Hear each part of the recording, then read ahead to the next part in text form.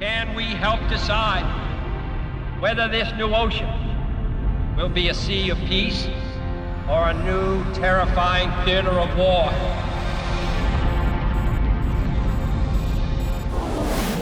China carried out its first anti-satellite weapons test on an old weather satellite about 500 miles up. According to U.S. government officials, after 3 misses, China succeeded in shooting down one of its own aging weather satellites. Does this mean the spy satellites the United States depends on could be shot down? They left behind a trail of garbage circling in orbit now after they blew up the satellite. It could leave us vulnerable. It could cripple us. Is that what they're up to?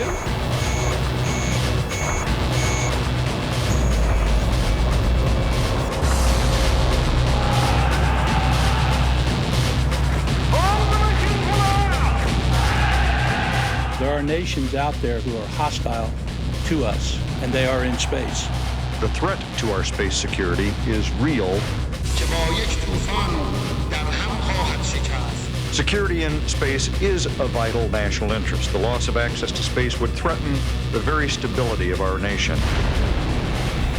If aimed at commercial satellites, and such an attack could bring U.S. business and industry to a halt. Today, China warned that a shooting war in space would affect everyone on Earth. Space could get more crowded, and we're going to need to have control and defensive measures. A treaty banning space weapons has failed. A space war is in the cards. Space is the backbone of our national security. There is no substitute, and there is no alternative to military dominance in space. This conviction should drive our course for the next 50 years.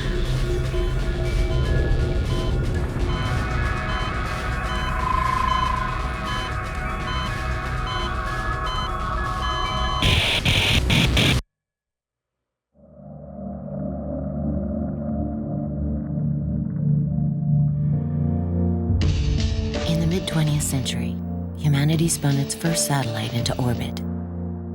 Staking this new frontier provided a new arena for war. Still, space is unscarred by battle, a sanctuary. But humanity's compulsion to dominate may ravage the expanse embracing our world, and the world itself. Whom can we trust to regulate our heavens?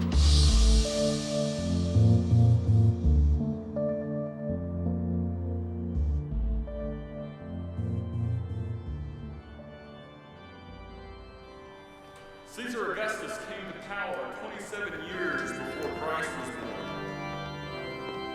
People in the Roman Empire lived better under Caesar Augustus than they had in any empire on earth during any previous time. Roads improved, pirates no longer threatened ships on the high seas. Life was so good during this time that the period acquired a name. It was and is still referred to as the Pax Romana, which means the Roman peace. Another period of peace has acquired a name. It is called the Pax Americana, or the American peace.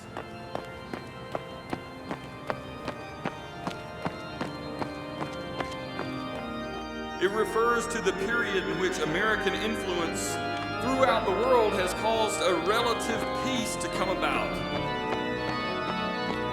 Nowadays, it seems the Pax Americana is threatened. Most of us only feel peace when we're not at war, but peace means the presence of a risen and alive Lord in your life. You may walk out every morning into a war zone. The Lord won't take you out of the valley of the shadow of death, but He will lead you right through it. And so it says in Isaiah 54, though the mountains be shaken and the hills removed, yet my unfailing love for you will not be shaken, nor my covenant of peace be removed.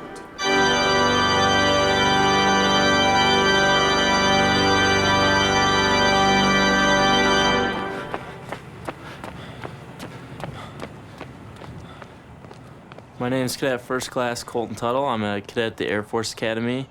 I graduate in 44 days. and I'm just hoping to do my part to make sure that everyone here can enjoy their freedoms.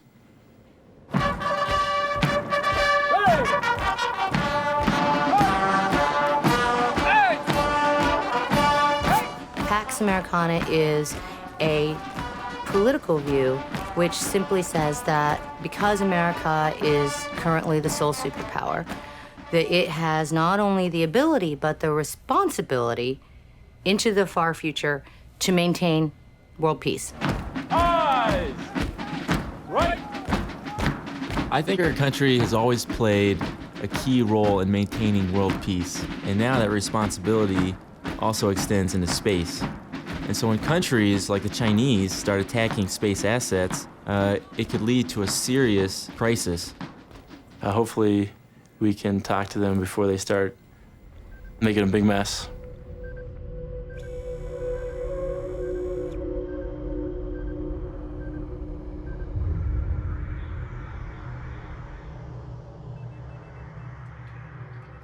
The United States, and particularly its intelligence services, worry about an attack on the United States that is not nuclear weapons, that is not chemicals, that is not biological, but is technological. Global communications are embedded in our daily lives. Miles above our heads, beyond our awareness, satellites manage our hyper-connected society.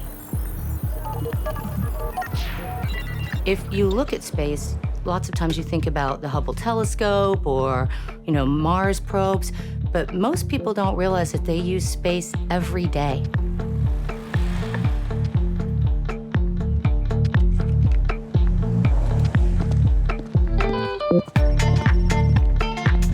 When you open your cell phone to make a call, when you take money out of the bank with your ATM card, satellite bring you your TV shows and live news from around the world. You use them each time you rely on a positioning system for air, for sea, for land traffic control, and even in your own car. There would be no weather forecasting, disaster monitoring without satellites. Our entire life depends on satellites. They're essential, but we're not conscious of that until we lose it.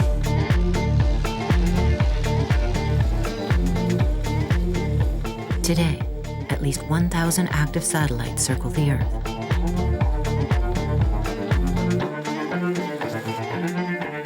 "45 nations own these satellites, and most of the world uses their signals. But the United States dominates as the owner and user of space systems, both civilian and military. Bombs on target, real-time battle management. That's what we're about, and that's what we are able to deliver through space, air, land, and sea, and the capability of all of those to come together. We started that in Desert Storm. We've done that in each conflict since, and we get better and better and better.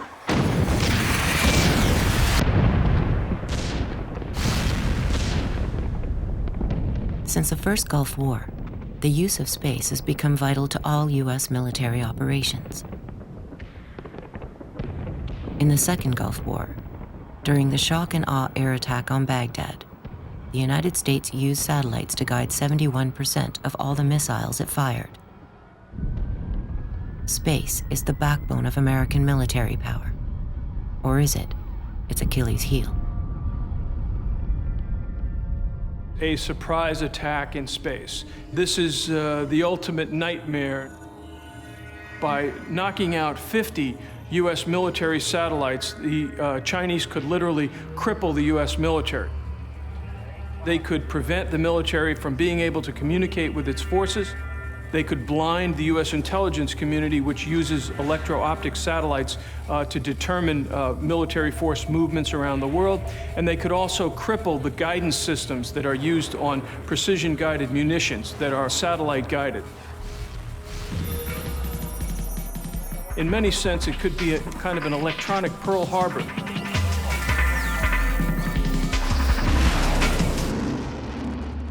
Without space, the U.S. would be unable to conduct any type of military operation in an effective way.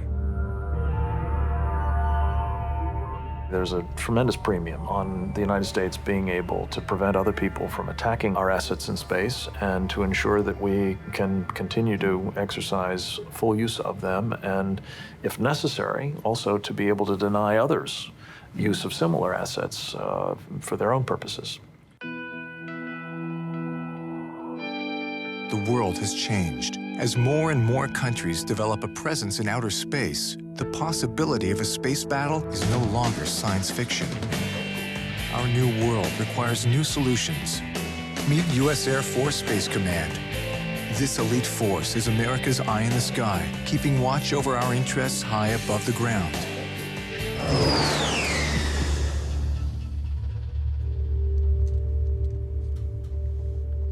Denial implies the use of force.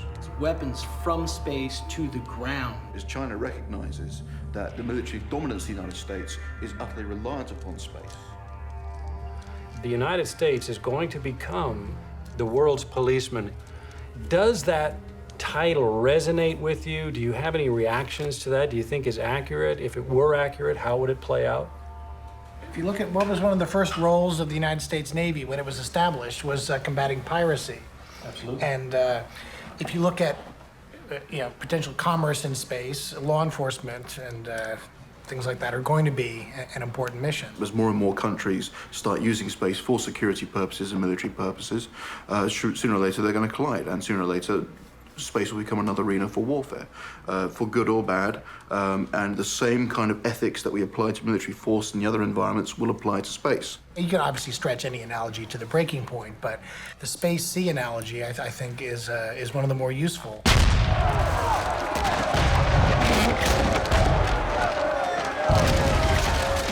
As the Dutch controlled the seas in the 1700s, as the British tended to police and control the seas from the 1800s and 1900s, and as the United States has done in the 20th century and will do in the 21st century, and that is to ensure that commerce is unfettered, pirates and others, should they be out there, are taken out. We can do the same thing for space. We can do so in a way that is good for everyone and is good for ourselves. It is policing the heavens for the good of all. May I have the spelling of your vessel's name, Captain? Few object when the United States Navy deploys hundreds of heavily armed warships in every one of the world's oceans.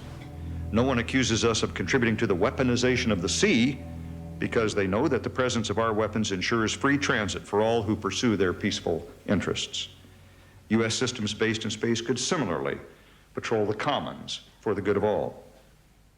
The U.S. Air Force has been charged with the mission of ensuring space access and denying space access in times of conflict. Can the United States Air Force do this mission without weapons?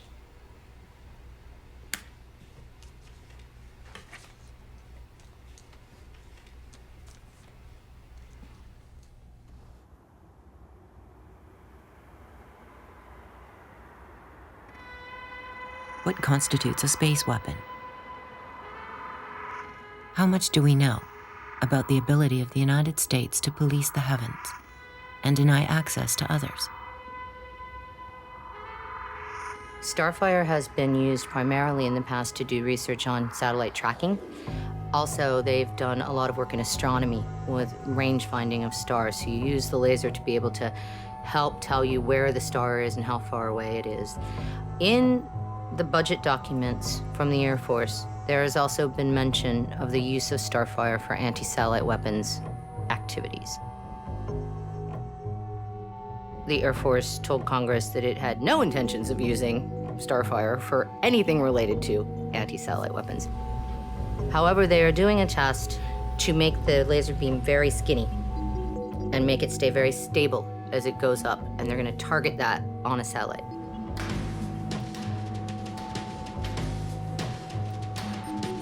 If you're tracking a satellite, you don't need a very skinny laser beam. In fact, you want kind of a wide one because you want to make sure you catch it in the view, right?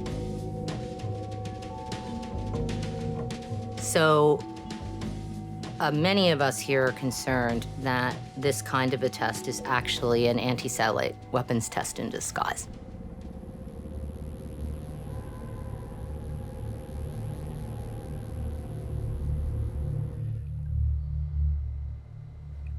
In April of 2005, the Air Force launched an experimental satellite.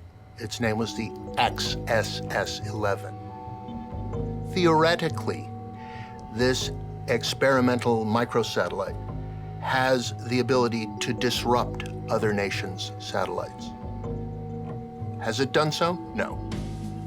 Could it do so? En principe, okay? But in reality, we don't know.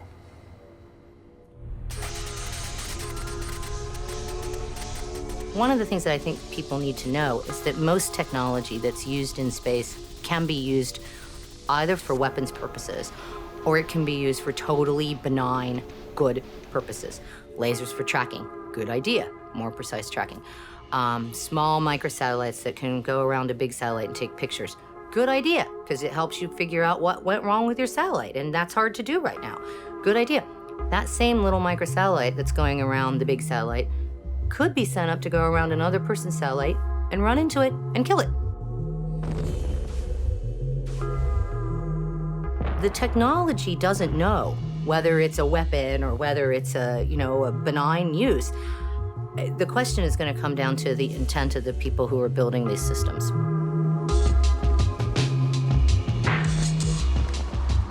How can we discern peaceful or hostile intentions for any system projected into space? How can we know that the weaponization of space hasn't already begun?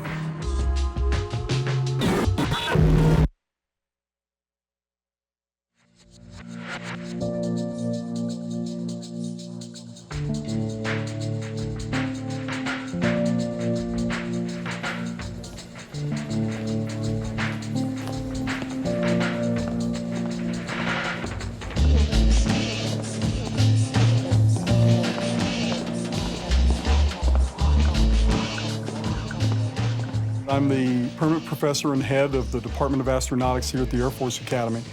And we've been continually teaching the fundamentals of astronautics to our cadets. And every cadet that has graduated from the Air Force Academy, almost 40,000 now, have taken at least one course in our department. This area right here, what's that called? Bow shock, right.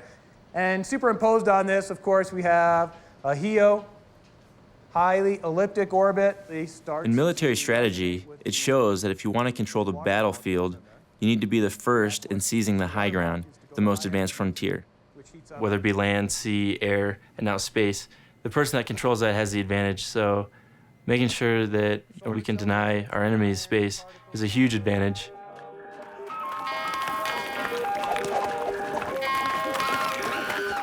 Military forces have always relied upon high ground technologies to gain advantages. In our own Civil War in the United States, troops in the Army, especially in the Union Army, used hot air balloons to get above the trees and see where the enemy was. And of course, the first airplanes to be used in World War I were essentially reconnaissance craft. They were designed to fly up and look and see where the enemy was placed. Space then has been called the ultimate high ground, and the advantage to the state that can seize and maintain the high ground is the same as holding the high ground throughout history, whether that was a hill, a mountain, or in the latter half of the 20th century, the airspace. September 6, 1944, armed with over a ton of high explosive, Germany's first tactical rocket, now called the V-2, the vengeance weapon, is fired at London. Hitler's army pioneered the new high ground with the V-2 rocket. Vengeance Weapon 2 was the first man-made object projected through space, en route to targets in Europe.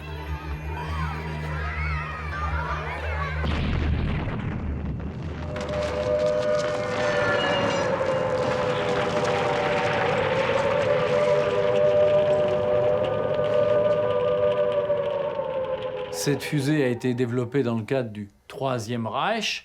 Elle a été utilisée par les armées nazies. À la fin de la Deuxième Guerre mondiale, c'était les SS qui étaient en charge d'assurer la réalisation du programme. Les travailleurs qui étaient là, pour une bonne partie, étaient des travailleurs des camps de concentration, avec un des pires camps de concentration de la Deuxième Guerre mondiale, qui est le camp de Dora.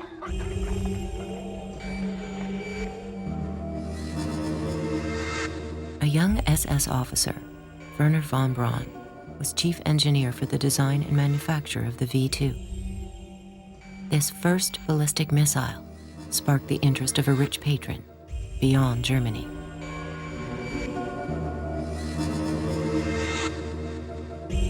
La V2, c'est vraiment considéré à la fin de la guerre comme quelque chose qu'il fallait absolument prendre aussi bien par les soviétiques que par les occidentaux. Et donc, von Braun a été récupéré avec une centaine de ses meilleurs ingénieurs dans le cadre d'une opération qui s'appelait Opération Paperclip, c'était le nom de code. Il a été transporté aux États-Unis. The Pentagon commissioned von Braun and his team of German rocketeers to design an improved version of the V-2. Von Braun spearheaded production of the Redstone, the first American ballistic missile. It propelled him to the highest sphere of military and scientific influence. Wernher von Braun ultimately became associate director of NASA, and his former Nazi scientists functioned as collaborators with the U.S. military in looking towards space as a new arena of war.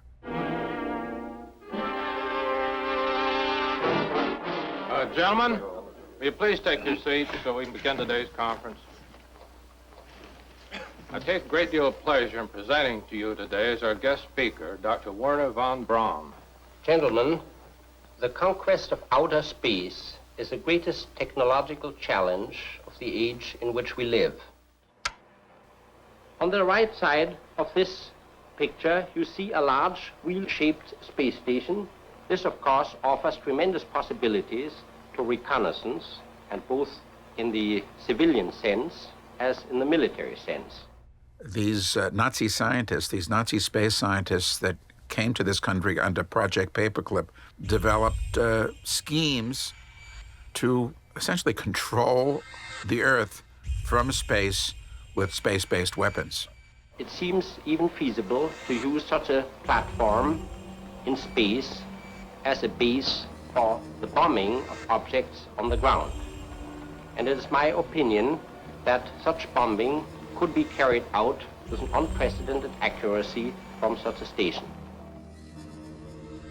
La plupart des ingénieurs allemands qui ont été ainsi, qui sont partis ainsi aux États-Unis, ont été pendant quelques années considérés avec une certaine suspicion, mais ensuite ils sont devenus citoyens américains et ils ont joué un rôle dans le développement de l'espace aux États-Unis, moins des missiles, et von Braun, donc, plus tard, est devenu le grand responsable de la construction des fusées géantes Saturne. Then, October 4th, 1957, Russia shocks the free world. The USSR hurls into orbit the world's first Earth satellite, Sputnik 1. The Soviets are now the unquestionable leaders in the race for space. We've been assigned the mission of launching a scientific Earth satellite. I promised the Secretary of the Army that we would be ready in 90 days or less. Let's go, Werner. 10, 9, 8, 7, 6, 5, 4. Wernher von Braun met the U.S. military's 90-day deadline. His modified V-2 launched the first American satellite into orbit. The space race was on. News is flashed of the long-awaited event. America has her satellite in orbit.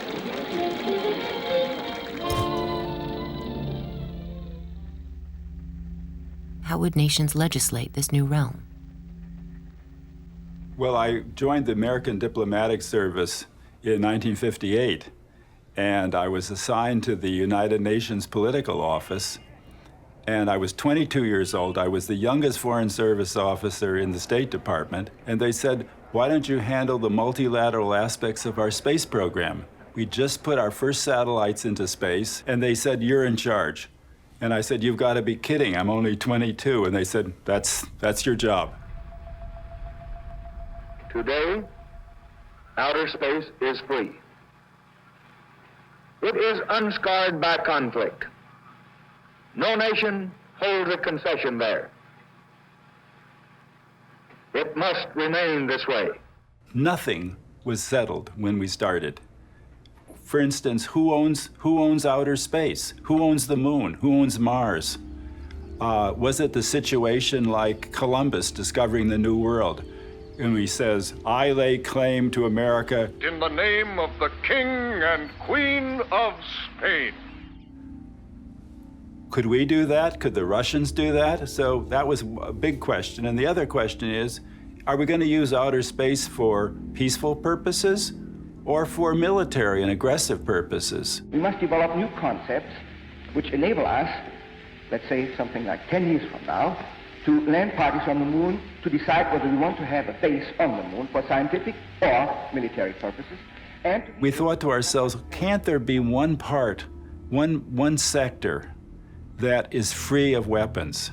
But when it got to the peaceful uses question, I ran into the Department of Defense, and they said, no, we don't want to give up the idea of putting weapons into outer space. We'll go along with not having weapons of mass destruction in outer space, but we're not going to sign on a treaty where we can't put up weapons.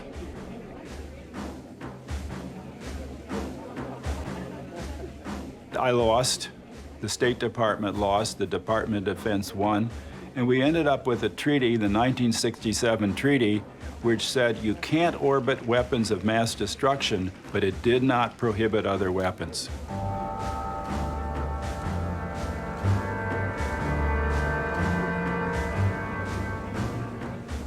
World leaders, compelled by the influence of the Defense Department, endorsed the militarization of space.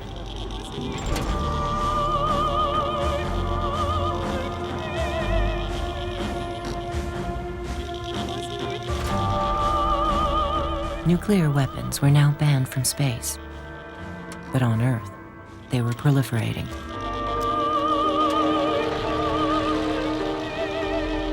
With both sections of this divided world in possession of unbelievably destructive weapons, mankind approaches a state where mutual annihilation becomes a possibility. Earth satellites, in themselves, have no direct present effect upon the nation's security. However, there is real military significance to these launchings. Dreading nuclear attack, the US and USSR longed to know the position and power of its enemy stockpiles. Each dispatched satellites to spy, day and night, over the other's arsenal. The military contest to occupy the ultimate high ground had begun. The United States plotted the next step to weaponize space, covertly, in the early 80s.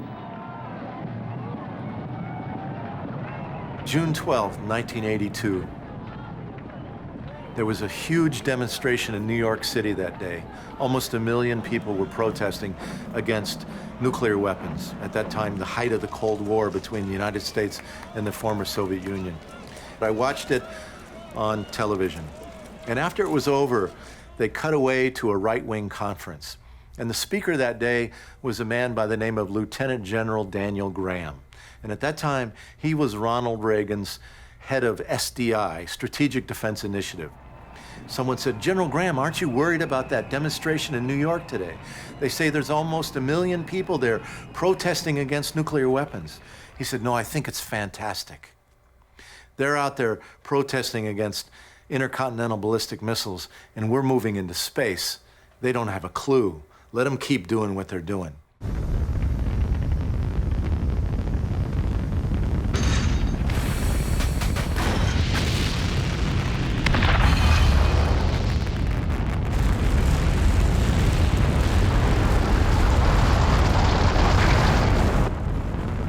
What if we could intercept and destroy strategic ballistic missiles before they reached our own soil or that of our allies? It will take years, probably decades of effort on many fronts. There will be failures and setbacks, just as there will be successes and breakthroughs. But isn't it worth every investment necessary to free the world from the threat of nuclear war? My fellow Americans, tonight we're launching an effort which holds the promise of changing the course of human history. I ask for your prayers and your support. Thank you. Good night. When I joined the staff of the Committee on Armed Services in the U.S. House of Representatives back in 1985, my first assignment was to investigate and oversee the Strategic Defense Initiative. This was President Ronald Reagan's Star Wars program. This new national strategy represents a break from the dangerous policy of mutual assured destruction. In Ronald Reagan's version of Star Wars, the new space shuttle would deploy the force. When our reconnaissance systems verify a Soviet launch, U.S. interceptors are fired as Level 1 defense goes into action. Batteries of orbiting weapons would be poised to defeat a nuclear attack before it reached U.S. airspace. At the time, the prevailing view was that this was going to work, that the technology was almost in hand, and that this was going to change everything. I remember the briefing I got from my staff director who said not just anti-missile systems, but all major weapon systems were going to move to space, that space was the new high ground. Even then we talked about it in that way, where all major military operations were going to be by the end of that century. It was a debate of stellar proportions. The nation's #1 stargazer versus the Pentagon's chief of Star Wars. It cannot protect the population of the United States. It can be, by the Soviets, overwhelmed, outfoxed, underflown. I, for one, am not willing and able to just accept the idea that it can't work. Most Star Wars plans proved too fanciful and went no further than animations devised for publicity. But the U.S. military stayed committed to Star Wars. As the U.S. became the sole superpower, the Pentagon maintained its plan to use space weapons against enemy attacks. Star Wars resurfaced in the early 21st century under a new name: missile defense.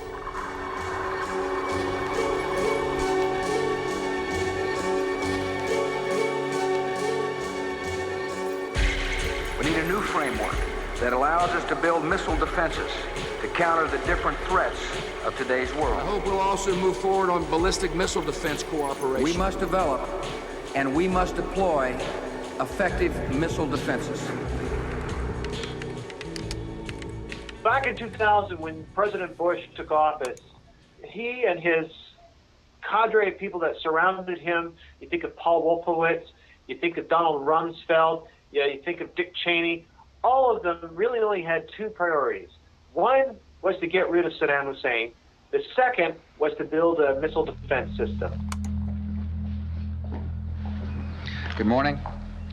I've just concluded a meeting of my National Security Council. We reviewed what I've discussed with my friend, President Vladimir Putin, over the course of many meetings, many months, and that is the need for America to move beyond the 1972 anti-ballistic missile treaty. When George W. Bush became president, immediately he gave 6-month notice to Russia that we're pulling out, the United States is pulling out of the ABM treaty, the anti-ballistic missile treaty, that limited the United States' ability to test and deploy anti-satellite weapons, so-called missile defense systems, and other space technology. At the Pentagon today, a warning that space will become the next big battlegrounds. To meet the challenge, Defense Secretary Donald Rumsfeld is making space a top Pentagon priority, putting a 4-star general at the head of a new Air Force Space Command to take charge of all military space activity, including any new anti-missile defense. Pay careful attention to protecting, promoting our interest in space. Pentagon officials say it's the first step toward eventually putting weapons into space. Mr. Secretary, the budget proposes spending $8.3 billion on the full range of ballistic missile defense programs. This is an increase over last year of nearly 60%, or $3 billion. It is a lot of the taxpayers' money. On the other hand, the president intends to have ballistic missile defense to protect the population centers of the United States as well as of our friends and allies and deployed forces. I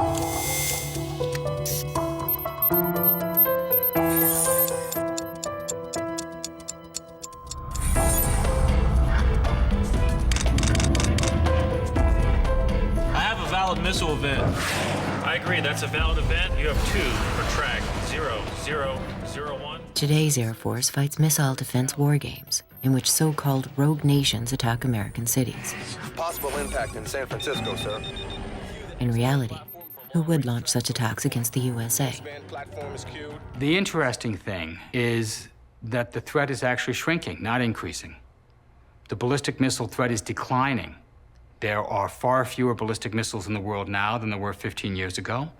There are fewer countries with ballistic missile programs. There are fewer hostile countries to the United States with ballistic missile programs. When you look at it, it really comes down to a handful of states whose programs we worry about, North Korea and Iran, basically, and they only have medium-range missiles. That is, they can't reach the United States.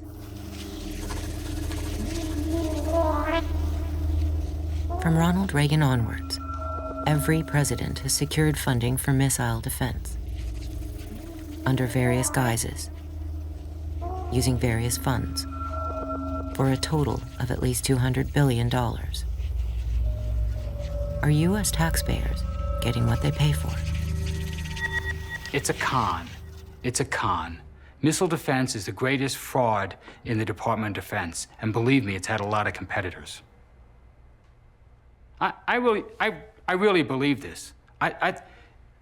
Missile defense is the longest running fraud in the history of the U.S. Department of Defense.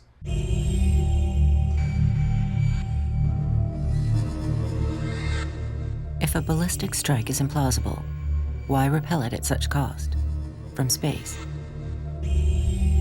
What if missile defense disguised ambitions broader than destroying only missiles? There's going to be an inherent anti-satellite capability with any ballistic missile defense system, regardless of whether it's located in space or elsewhere. And I think that that's effectively unavoidable. Targeting a ballistic missile in some senses is more difficult than targeting a satellite. And therefore, targeting a satellite is almost always a capability that's associated with missile defense system.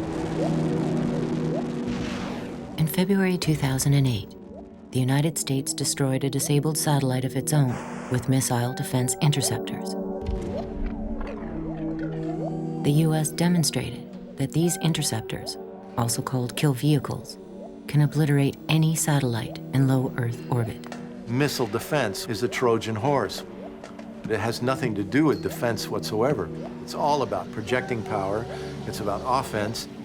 I've been to the bases in Colorado Springs, and I've personally seen over the door where it says Master of Space. And I've read the documents, Vision for 2020, and a whole array of other military Space Command documents that have said for years that the U.S. will control space, that we will dominate space, that we will deny other countries access to space. We, 5% of the world's population in the United States, are going to deny other countries access to space. I mean, absolutely provocative. I would tell you that we are so dominant in space that I pity a country that would come up against us. The synergy with air, land, and sea forces and our ability to control the battle space and seize the high ground is devastating. We're going to reel 38 at Ascension. Section A, AFTEC arms open. Time is good. You have no open jobs. Visit until 1727. America now has the chance to establish an American empire, Pax Americana, that will last for many, many decades. And one of the ways to do this is to establish strong American control of space.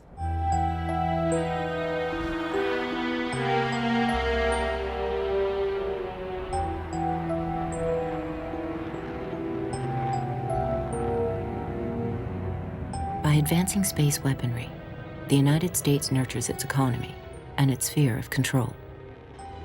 It guards interests at home and to the outermost frontiers, in the tradition of empires. If you look at history, countries, including the United States, had to at first develop armies to defend themselves. So the United States needed an army to defend itself against the indigenous population who we were exterminating as we expanded across the national territory, and to defend ourselves against Mexico, and we stole half of Mexico, and so on and so forth. For that, you needed armies, and also intervention, and so on.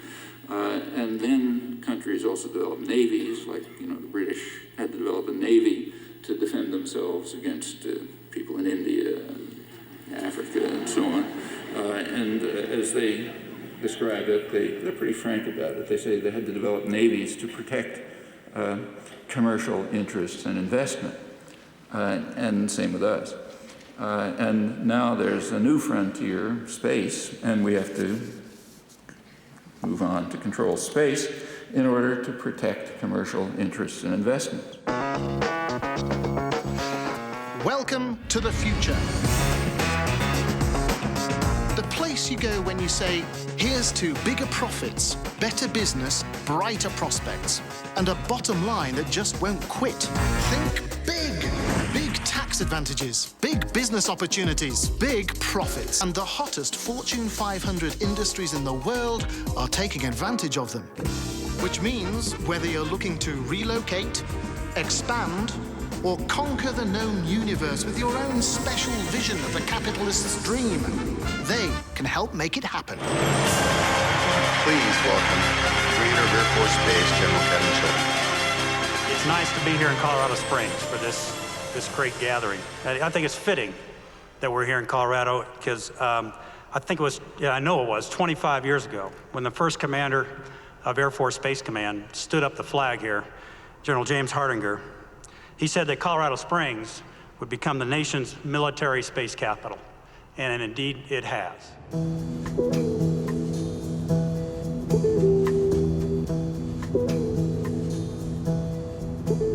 In Colorado Springs, you will find a different kind of base of both direct military and military contractors approaching 1/3 of the entire population. And when you think about it, that is a big number. The industrialists are now saying, we're not going to make cars anymore. We're not going to make clothes in America anymore. We're not going to make this and that in America anymore. We're going to make weapons.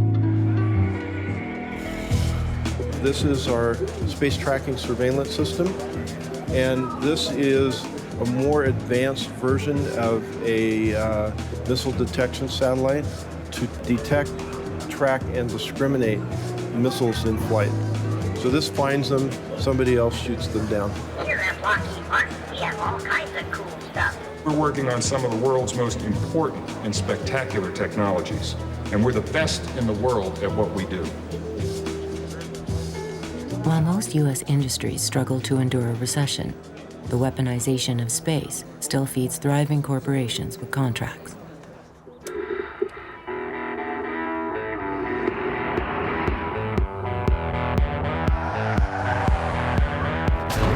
Keep on riding. Now here on our right, we see one of the new guys in town, SI International. Companies that are growing very quickly that no one has heard of before, such as L3 Communications, Sparta. These are names that are not familiar names to people, and yet they are the new strong players in military contractors. You have the Aerospace Corporation on your right. You have Mitre Corporation on your left.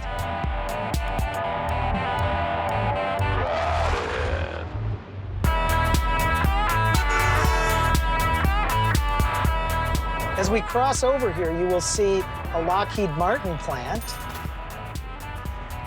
Now here to our right is Northrop Grumman. Northrop Grumman has always been a big contractor, but a couple of years ago, it bought out TRW Corporation. And so now it is one of the biggest military contractors in the world. This is the kind of new growth we are seeing in Colorado Springs. Out of every tax dollar in the United States today, 50 cents out of every single tax dollar goes to the Pentagon. For past wars, for current wars, for future wars.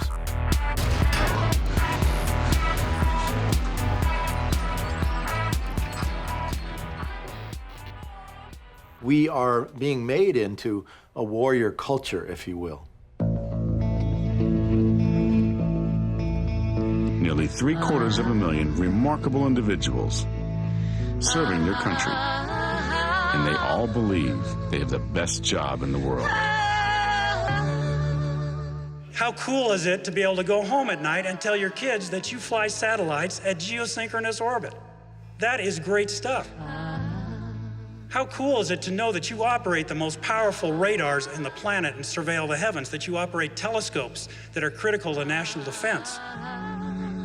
How cool is it to tell people that you are responsible for maintaining nuclear missiles on alert for the defense of this country? This is a cool business that we are in. Join us. America's Air Force. No one comes close. This is our larger laboratory, and off to this side we have freshmen or first-year cadets working on components of our FalconSat 5 satellite that we're in the process of designing, and we'll be testing those at Kirtland Air Force Base in New Mexico. Since I was a kid, I've been fascinated with aviation and space exploration. So after high school, I started looking at colleges, and the Air Force looked really cool because I could learn about space technology and satellite design, so the Air Force Academy was just the natural choice. Freeze it! Freeze it! Pops!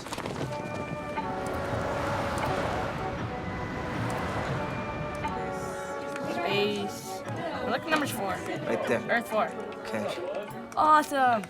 We're at the Air Force Starbase La Luz Academy at Kirtland Air Force Base, and we've got students working on a engineering piece of software to design a space station. So if they were trying to present their model to somebody to buy or to be excited about. Oh, that's cool. There are all kinds of stories across the country now where young people in their schools are being indoctrinated at very young ages in this warrior culture and in new space technology. Each year, over 50,000 children are educated in space technology at military bases in most states across the U.S. The Pentagon takes a long-term view, seeking to enlist generations of youth in richly subsidized aerospace careers. It's extremely important for us to have students learning about science, technology, engineering, and mathematics. As our workforce continues to age, we need to make sure that we have young people in the pipeline that are interested in filling those career slots that our current scientists and engineers are in.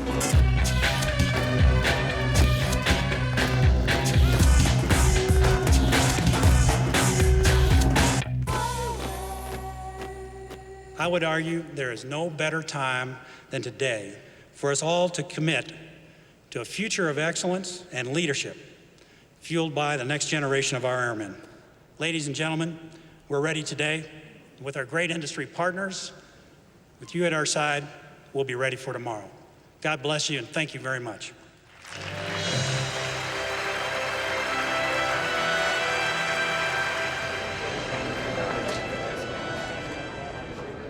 The Pentagon has said that moving the arms race into space will be the largest industrial project in the history of the planet Earth.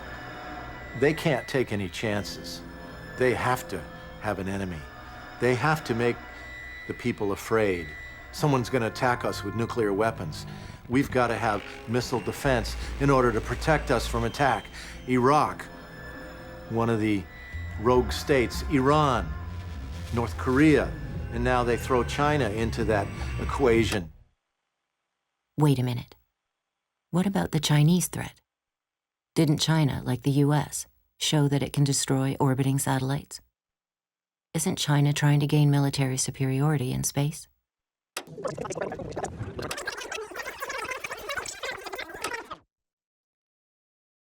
The threat to our space security is real. Kind of an electronic Pearl Harbor that could only be aimed at the United States. There are individuals who are hyping the Chinese threat, saying that it's imminent, that it's aggressive, that they plan to launch a preemptive, massive attack on U.S. space systems in the Pacific, which they call a space Pearl Harbor. And they often look for these stories, these sensational stories in newspapers or tabloids, and these publications tend not to be very reliable. For example, this parasite satellite story, where a Hong Kong tabloid published a bit of information it got off of a Chinese website, and then this made it into U.S. Pentagon reports to Congress. And nobody ever bothered to figure out if this original Chinese website source was credible or not. And as it turns out, the person who was posting this, it was on his personal web page, his sort of own personal blog. And he was really just sort of making it up. And if you look at all of the other things on his site, which include things like pictures of, scantily clad women and sensational photographs of secret weapon systems, he's clearly not a credible source of information. They didn't bother to trace the information to its source, which took us about 6 hours to do. For the last 3 years, the Pentagon has been trying to make China the new boogeyman, and China unwittingly played into the United States' hands with its anti-satellite test.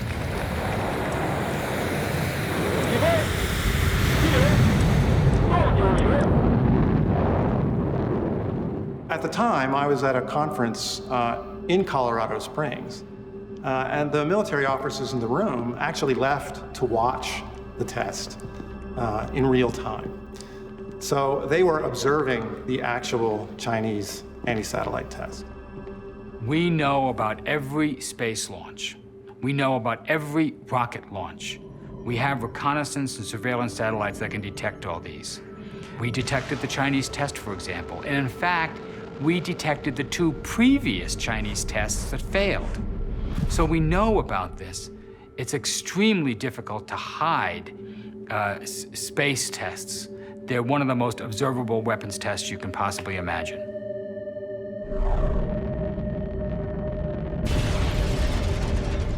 What was the point of China's display of destruction? The reason is simple. They want to give you a signal, a warning. So the warning must be known by the other side. In effect, the Chinese were saying, okay, you want to be dominant in space? You deal with us. China intended to alert the world to U.S. plans for military dominance of space. And China warned, it will confront that ambition. It is able and willing to destroy U.S. weapons in space. We wouldn't really want to see, in the future, an Earth surrounded by an outer layer of weapons, which will make mankind even more vulnerable than the situation today. China offered a preview of the deadly contest that would start if the U.S. positions weapons in space. How close is that risk? The U.S. military is developing what the Air Force in particular has called prompt global strike. That is basically, currently we have nuclear missiles that could strike anywhere on Earth within 30 minutes. What the military is talking about is a similar conventional capability that could be used to knock out, say, a Chinese anti-satellite weapons launcher in a matter of minutes. A number of concepts are being studied with this notion of prompt global strike.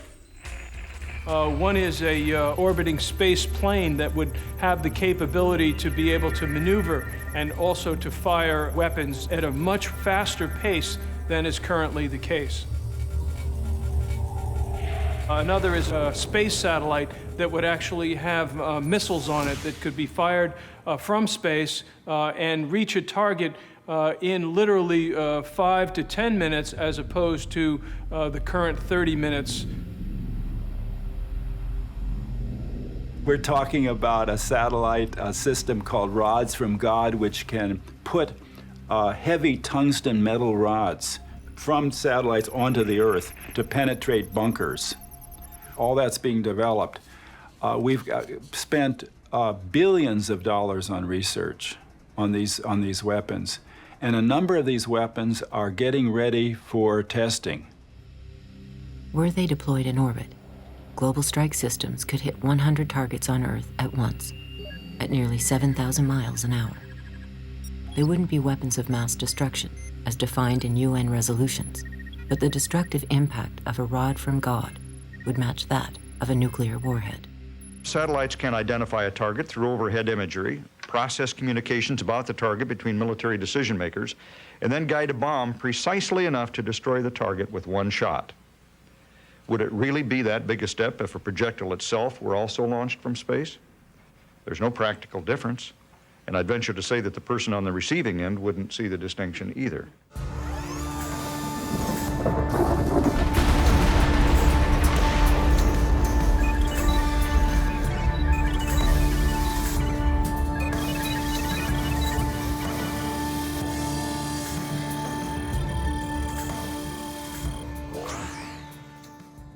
In the high-tech field, there's a notion called normal accident.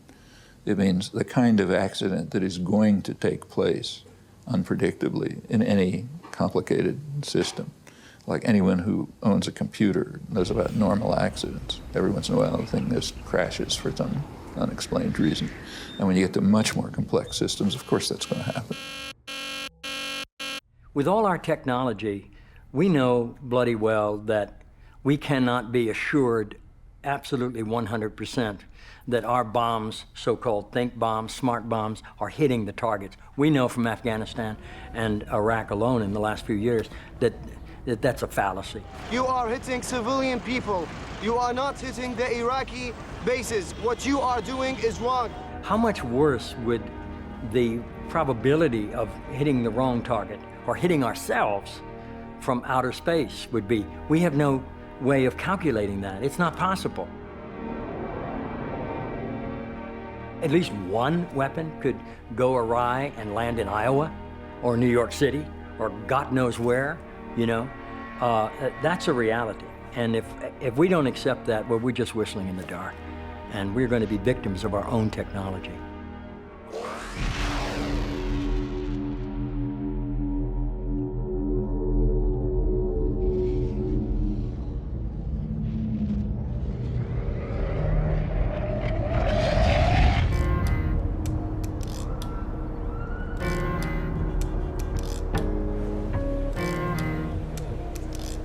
The rest of the world understands that the U.S. is planning to militarize space, of course.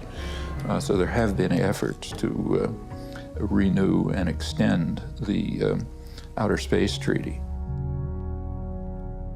It says weapons of mass destruction can't be in space. It doesn't say other things. And there have been attempts to renew it, just to affirm it and to strengthen it. The U.S. blocks it every year.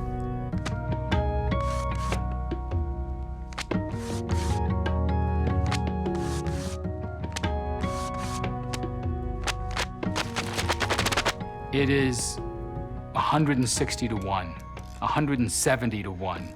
The United States is the only nation actually voting against this. We're isolated on this issue.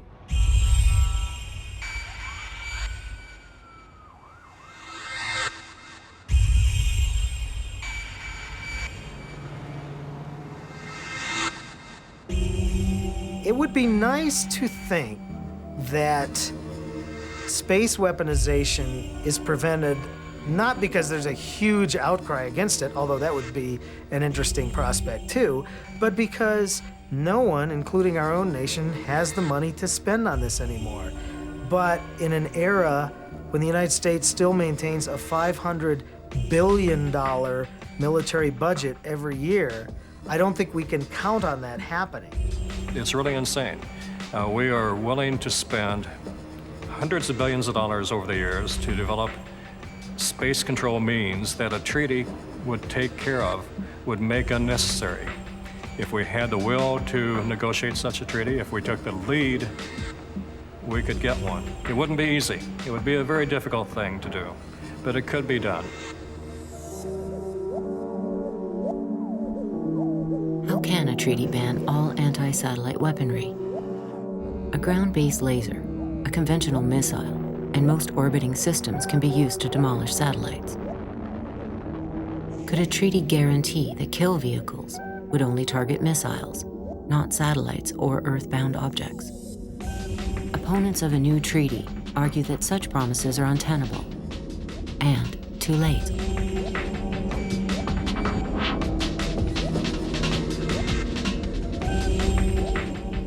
Weaponization of space has happened a long time ago.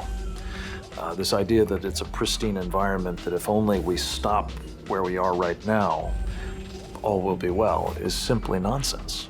And it's even more foolish to think that somehow we can stuff this genie into a bottle. We do indeed need a United Nations treaty. This is not enough. This is only step one. Step two says, okay, space has been militarized. There are military networks in space.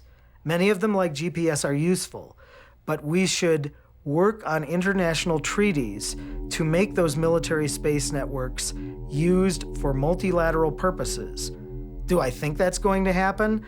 I'm very doubtful, but I have to keep hoping and believing that there is a prospect for that.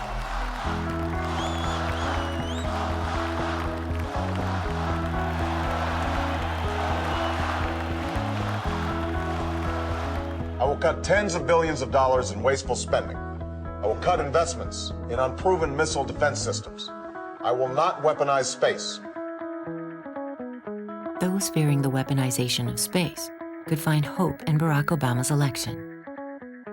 As soon as he took office, the White House announced it would be seeking a worldwide ban on weapons that interfere with military and commercial satellites.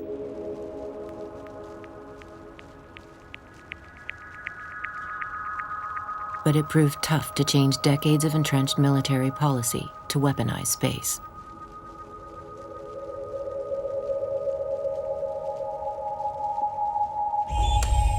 Obama's 2010 defense budget requested close to $1 billion that was applicable to space warfare systems. It included a new program called Offensive Counterspace, which the Pentagon defined as offensive measures to disrupt, deny, degrade, or destroy any adversary's space capabilities.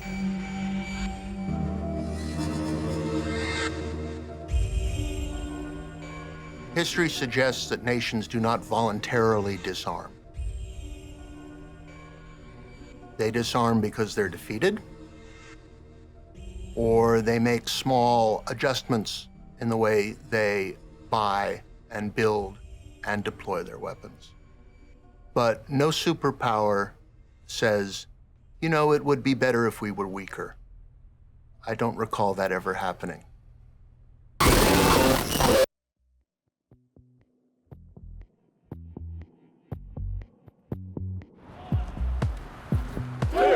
Yeah! 3, 4, 5, 6, 7, 8, 9, 10, 11.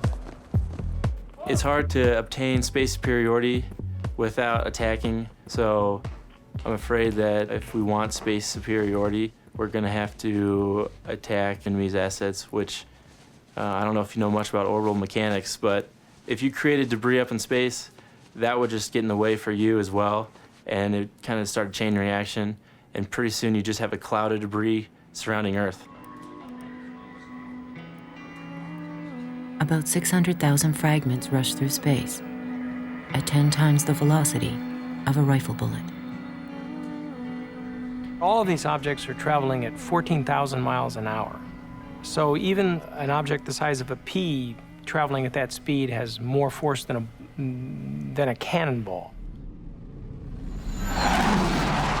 Right now, the problem with space junk is so high that NASA is worried that if there is never another launch of anything into space, because every launch creates a little bit of debris,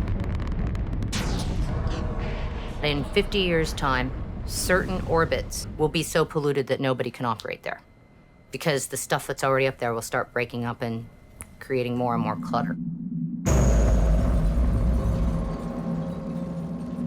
A satellite's destruction unleashes a storm cloud of debris that fouls the space around our planet and threatens anything in orbit. The point really is creation of debris in this manner a good idea or a bad idea? And clearly it is a very bad idea because there's no way to go up and clean that up. The more times you go into space and you begin to practice destroying other satellites, you create so much space junk that you literally create the very likely possibility that at some point in time you will not be able to get a rocket off the planet Earth, because it'll be like a minefield around the planet. And you won't be able to escape the minefield with that rocket because it would be destroyed by all the space junk there. So we've got to begin to look at space as an environment.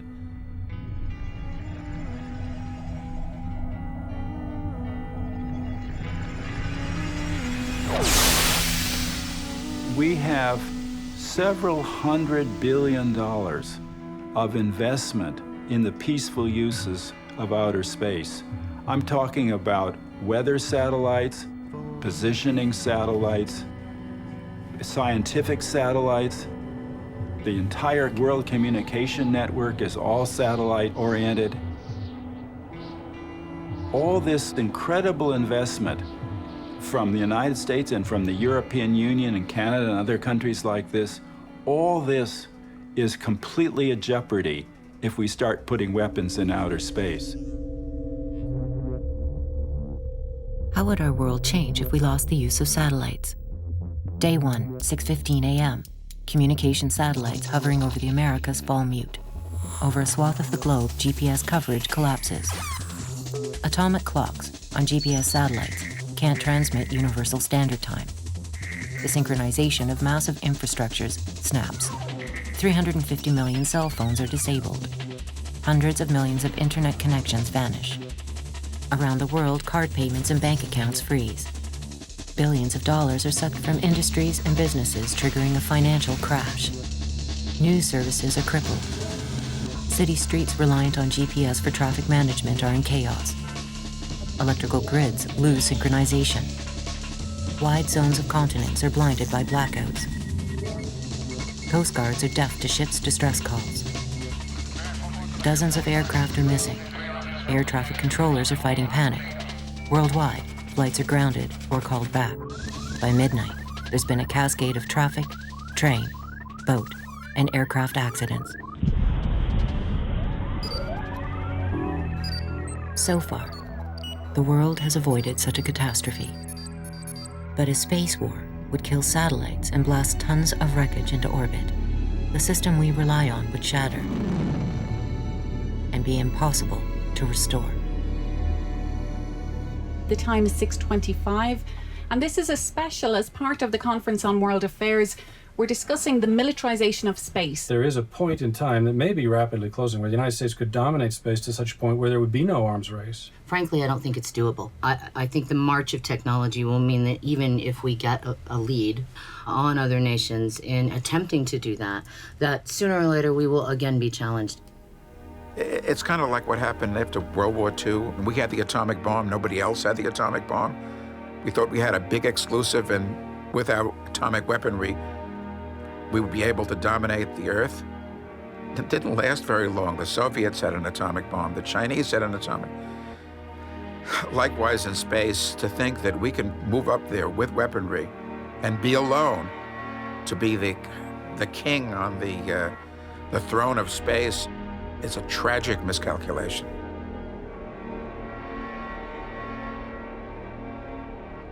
Tout le monde trouve que l'idée de faire de l'armement de l'espace est une idée dangereuse à terme qui ne pourra qu'inciter d'autres pays à leur tour à participer à cet armement spatial. India has been discussing whether or not it needs to build its own anti-satellite weapons. You can be sure if India does it, Pakistan will be thinking about it in a heartbeat as well. Israel has also been discussing this issue. So what you see now is the potential for a domino effect. Few nations will willingly submit to U.S. supremacy in space. Some will try to topple the U.S., others scramble for a foothold. Enemies will vie in leaping ahead. Stable and unstable nations will be dragged into the race. The European Union opposes the weaponization of space, but for how long? Si les Américains continuent de placer des armes, non plus des satellites militaires, mais des armes dans l'espace, il va peut-être falloir qu'on y réfléchisse et qu'on envisage au moins les moyens de se défendre ou de faire face, alors on ne dit pas à la menace américaine, mais à l'éventuelle course aux armements qui pourrait en découler. Russia would plunge into the contest. It has committed to destroying any weapon the U.S. positions in orbit. If Americans deploy space-based anti-ballistic missile defenses, then could you imagine interceptors based on space stations, military stations, would overfly territory of Russia or territory of China? That would be considered as quite unacceptable, I think, for Russians. The potential victims are not going to say, here's my throat, please cut it. And they know that they're a potential target, and if the U.S. were to develop space weapons, they'd be completely defenseless unless they destroyed it somehow or developed a deterrent. And deterrents are known. So, for example, nuclear weapons are a deterrent. Terror is a deterrent. That's why aggressive militarism leads to an extension of proliferation and terror.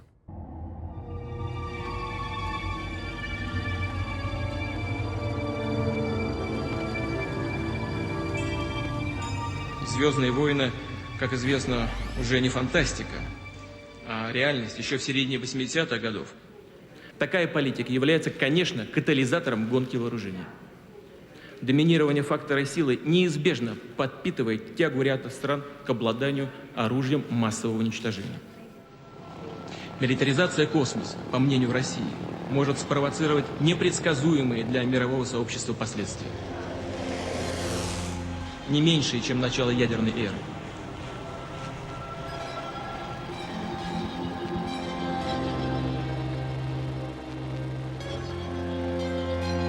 During the Cold War, humankind feared that in a series of blinding flashes, the world would become an untended graveyard.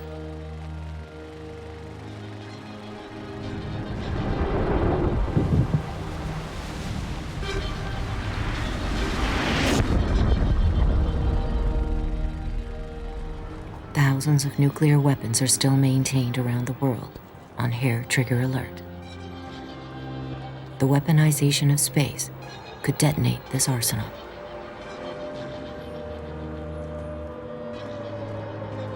So any anxiety induced by putting weapons in space or launching weapons from space down to Earth could induce, by accident, by human fallibility, by design, by terrorist takeover, the launching of up to 9,000 hydrogen bombs, inducing a short ice age and the death of most creatures on the planet.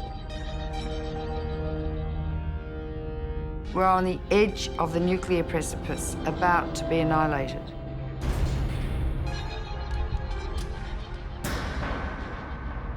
If we move to weaponization of space, we can bid farewell to the planet. The chances of survival are very slight.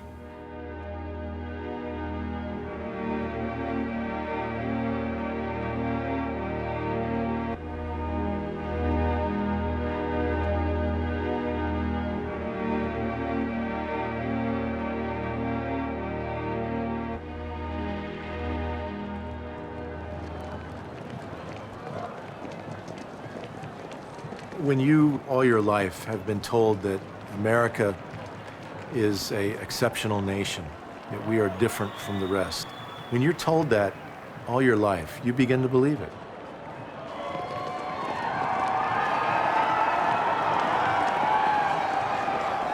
I was in the Air Force. I was a young Republican for Nixon.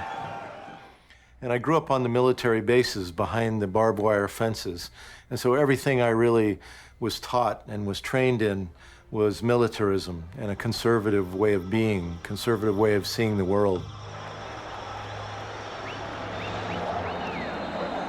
But now I personally have learned that what America is doing is not about defense, it's about offense. It's about an aggressive military doctrine that talks about control and domination.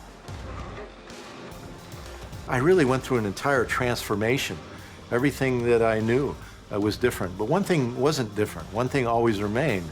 I realized I had a good heart, even as a conservative, as a young follower of the military. I had a good heart. I had a good intention. And I realize that many people in the military are that way, that they have a good heart. They mean well. They're doing what they think is the right thing to do. They want to protect the country. There are moments that will truly test the leader within you. Test whether you will take the hard path or the easy path, the wrong path or the right path. Most people want to have a good heart, and that when you challenge them to think, it doesn't mean that they change overnight. I didn't change overnight. It took me some time behind those gates on that military base for me to make my change, but it's all about initiating that change. The willingness always to take the right path, even if it's the hard path, is called character. In every aspect of your life, whether personal or professional, you must always maintain the courage of your convictions, your personal integrity.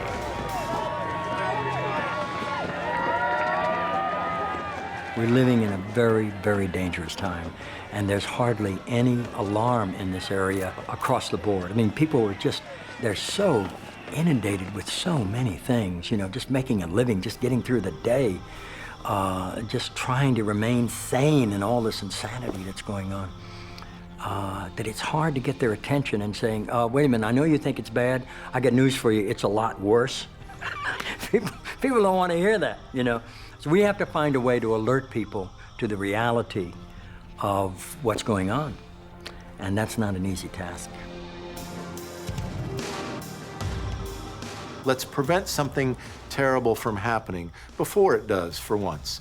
Usually we're trying to bring back weapon systems after they've been deployed, nuclear missiles, we're trying to bring them back. Here's an opportunity, one of the first times in history, actually, that we have a chance to be proactive, that we have a chance to stop a new arms race before it actually happens. That's why this moment is so crucial. The debate over space weaponization is the most critical debate for the next century.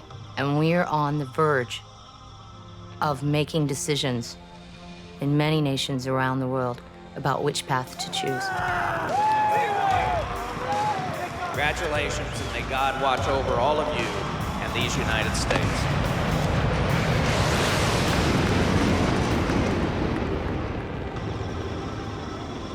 Lord, we pray today that you would allow us to worship you in spirit and in truth as we go out into the world.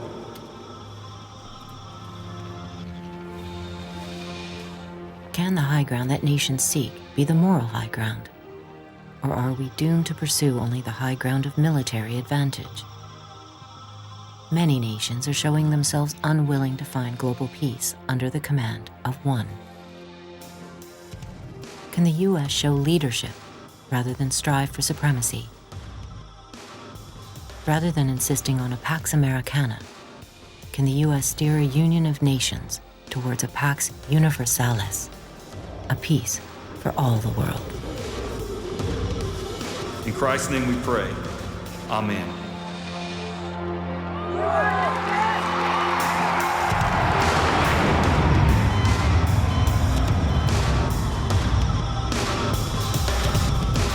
What kind of a peace do we seek? Not a Pax Americana, enforced on the world by American weapons of war. I am talking about genuine peace, the kind of peace that makes life on Earth worth living. Not merely peace for Americans, but peace for all men and women. Not merely peace in our time, but peace in all time.